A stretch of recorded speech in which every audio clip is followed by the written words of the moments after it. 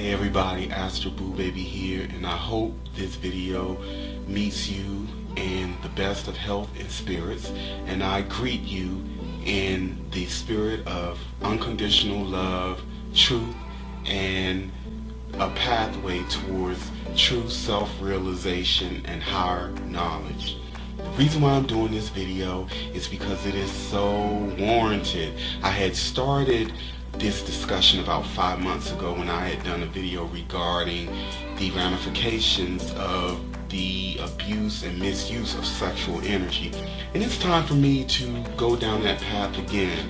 One of the things that I love about astral projection is that you don't need a middleman to get knowledge and to understand what's really going on, or to get knowledge that those who are in the negative side of occultism don't want you to know.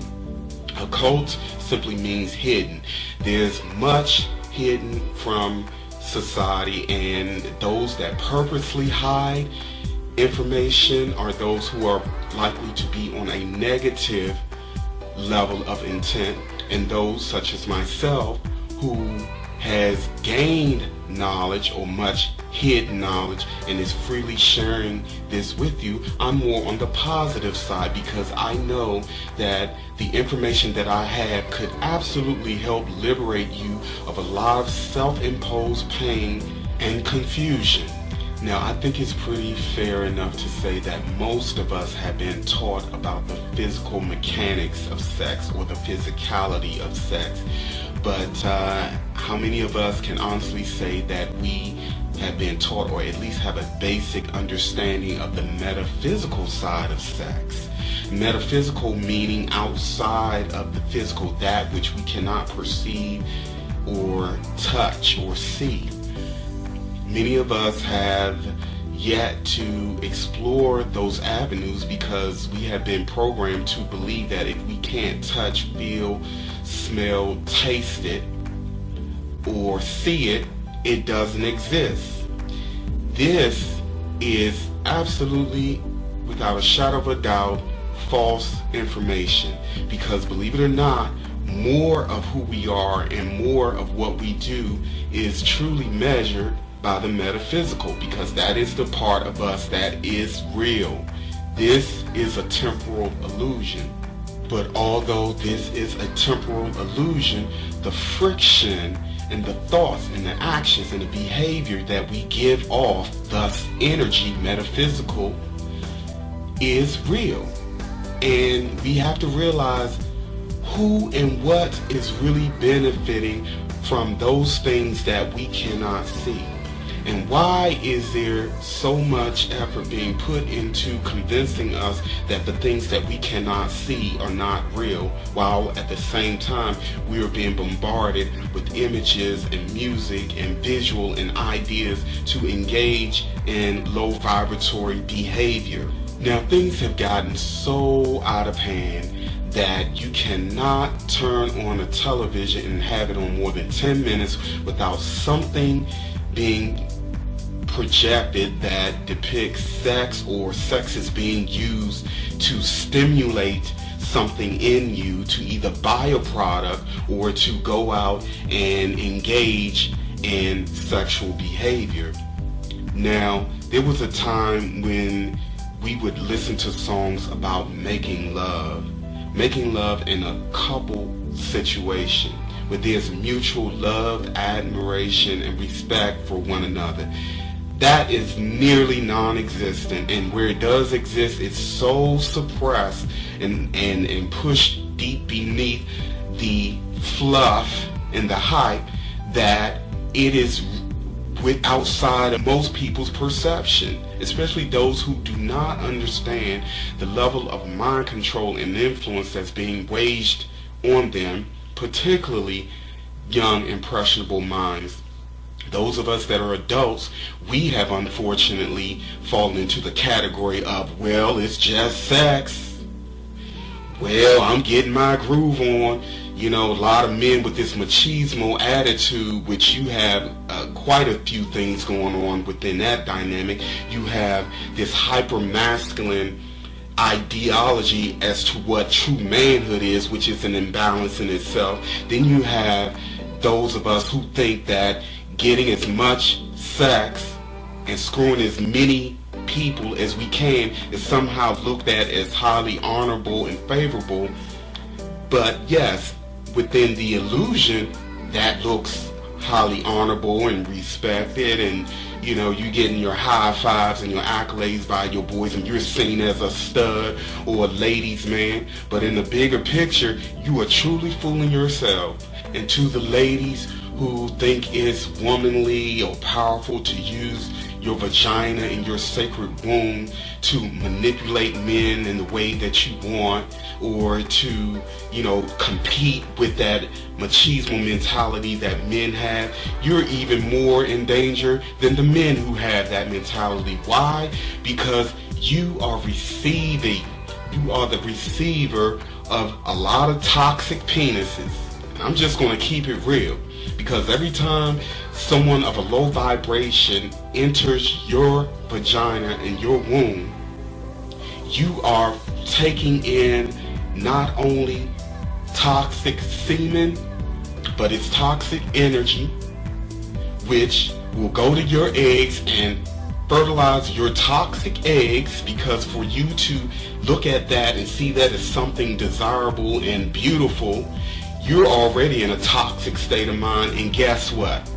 You create an entity or situation if you conceive, whereas a low vibratory entity comes in and incarnates.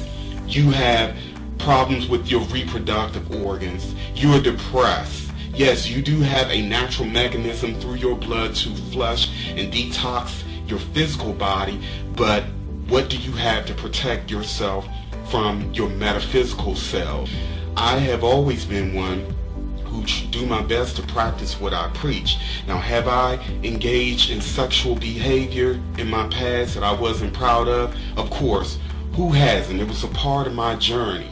But the beauty about life is that as you grow and learn better, you do better. And today, and it's been this way for me for a very long time, anybody that knows me will tell you, I don't smoke, drink, do drugs, never have, and as far as I'm concerned, if I remain in my right mind, I never will. But I try not to say never, you know, again, keeping it real. But one thing that I have consistently stuck to my guns on after learning and knowing better is refraining or abstaining from sex under lustful guidelines. So in other words, for me, I will remain celibate and abstinent until I come into a situation where there is mutual love and respect for one another. Because within those constructs, metaphysically, physically, emotionally, spiritually, and psychologically, there is a situation where two entities are coming together and creating high vibratory energy, which is the level of attunement that we should all be aspiring to some degree.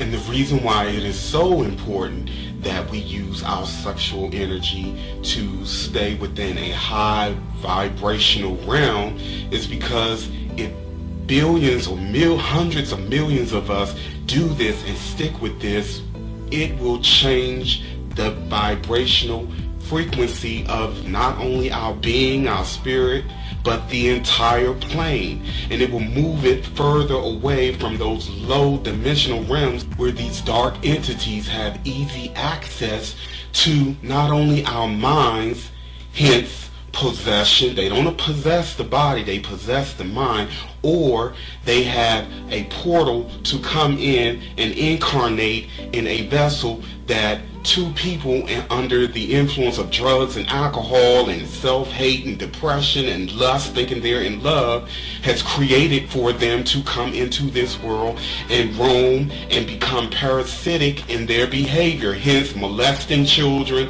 rapists, psychopaths, those that are obsessed with power and dominance over others, those who will do anything to gain energy, psychic, metaphysical energy to sustain who they are. Most people will agree that sex feels good. But then you will find people who really don't like sex. Matter of perspective. Sex, just like anything else, simply is. It's neutral in its presentation, in its existence. But what makes it positive or negative is based on the level of intent and the vibrational interaction of those who utilize the act. Sex can be a beautiful way of bonding, strengthening our relationships, raising our Kundalini energy, so to speak, raising our vibration, and of course, to propagate the species. But of course, the negative side of sex is using it in a way to numb pain, to feed one's ego, to have leverage or power over someone, to get into satanic ritual. And of course, depending on who receives that could be a good thing from their perspective. It could attract parasitic, low-dimensional entities. So, I want to talk about different ways in which we are engaging in sexual activity that is certainly creating a low vibratory situation for ourselves. To begin with, let's start off with masturbation. Now, many of us begin the practice of masturbation at a very young age. And some of this is instinctive because of raging hormones, and we get these spontaneous erections, and they're so strong that the urge to release is overwhelming. Now, the way we get into trouble is when we engage in looking at pornographic material to masturbate, to relieve ourselves, because when we do this, the vibratory energy of those that you are looking at having sex that you don't know what they carry, you are becoming one with that energy. Because remember, what we see and perceive is the illusion, but the exchange of energy is very real. So when you orgasm watching porn or looking at a pornographic magazine, you are literally inviting whatever that person that you focus your consciousness onto, you are inviting them and their attachments and everything that they've been with into your vibrational field. And then there are those who fantasize about someone next door or co-worker or whomever. While masturbating, you're fantasizing about having sex with this person. And realize that when you do that, you are again exchanging, taking energy, that person's energy, because when you do that, when you use your mind, the mind is very powerful. When you use your mind to imagine having sex with another being, you are literally taking energy from them. You're taking energy without their permission. Not only is that a form of psychic rape, but you're also creating a situation where you could be really depleting the energy of someone who would never participate in such a thing. Or you could be taking energy from someone who has an attachment, and that attachment, the minute you take energy from you, will be aware of who you are, and would therefore you open yourself up to be again magnetized to a situation that could ultimately become a very unpleasant one. So masturbation is far more than just getting off. Think about that the next time you try to please yourself. Now, the next form of abuse of sexual energy that I would like to talk about is something that's very rampant. It's very common. These sex parties where there are orgies, group sex, threesomes, and all these things. Some of you out there are consciously aware because you are driven by a lower dimensional, lustful entity. These lower dimensional entities love these things. As a matter of fact, more than often, the impression is put on the minds of people to engage in these kind of things, so that these entities can feed off of the orgasmic energy and the lustful vibrations that so many people coming together gives off. Again, we come together in a state of lust, in a state where there's mind-altering drugs and alcohol and anything goes and wife swapping and all this kind of stuff. You had better realize that you have certainly opened yourself up to a playground of lower dimensional activity. And some of you guys are conceiving under these circumstances. And as I have stated in previous videos, you are opening yourself up as being a host or portal for the incarnation of lower dimensional entities, not to mention the kind of feed that's going on and the kind of health problems that you are ultimately creating for yourself. Then the next form of the abuse of sexual energy are those of us who are what we would deem sexaholics. Now, we all have our own vices. You know, some of us overeat, or alcohol, whatever the case may be. But sexaholics are usually in some kind of deep emotional pain, and the sex is being used as a temporary numbing device, pretty much in the same way that we all grab hold to things to make us feel good or to fill an emptiness or void. The unfortunate thing about those who are sexaholics is that after a period of time, they lose a sense of reasoning and logic, and they start pushing the envelope. It's almost like someone who's a drug addict, and they do crack for a while, and after a while nothing works, and they just start pushing the envelope to get that more intensified high. Someone who is a sexaholic fall prey to dimensional entities. It becomes a vicious cycle, because the more you push the envelope to satisfy that urge, the more attachments that you get, because you're sleeping with more people without discernment. There's usually alcohol involved. There's usually anything goes. A sexaholic many times will have sex with a man, woman. Some have even crossed the line of bestiality. If it doesn't apply to you, don't get offended. I'm just saying in general. And these, again, lower dimensional entities love people like that. And these people find themselves kind of in a vicious cycle, a self-destructive mode. It's almost like you're in a vortex or in a vacuum and you just can't get out, because one problem feeds the other. But if we were to stop and recognize the true consequences of our actions and why we do what we do, we can better make more informative decisions to put in the hard work and pull ourselves out of these situations. Nothing that we do on this earth is irreversible. We can always change when we know better to do better. We have the power within our hands to transmute the energies that we co-create or create for ourselves. We have the power to raise our vibration and become more one with our divine selves, and co-create in love, service to others, and peace and harmony.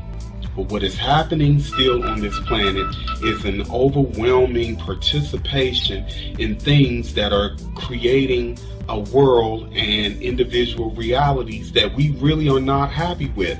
And I'm just here not to judge anybody. I'm just here to help some of you guys to understand how an element of your life could be helping you to create something that you really don't like, because no one has ever told you any differently. And then there are those of you who have the attitude of, well, I'm going to do me and I don't care, and if you have that right too.